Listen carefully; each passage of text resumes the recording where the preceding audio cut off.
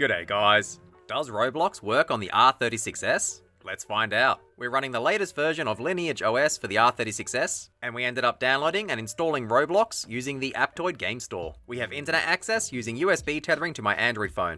We are also using a USB mouse just to make things a bit easier to film, but this is optional. Let's open Roblox and see if it runs. Straight away we can see the screen's rotated 90 degrees counterclockwise. Unfortunately I don't know a fix for this, so we are just going to have to put up with it. It will constantly say that the app isn't responding. Make sure you click wait. So we were able to sign in. Let's go to charts. It's worth noting the entire app is extremely slow. Another pop-up saying it isn't responding. We're going to be getting them a lot. After about a minute, it's popped up to the add connections page. I did not click on that. The mouse cursor is extremely laggy as well. It seems to take around 10 seconds to update the cursor location. Once again, stop responding. After around 2 minutes, it does seem to be a little bit more responsive. Another pop-up. Let's just choose the top trending and we'll click play. It appeared to have froze for around 20 seconds and then we got a black screen. And now it says joining server. It's been about 1 minute now. Something does seem to be happening. The R36S itself is getting quite hot as well. It looks like Roblox is really pushing it to its limits.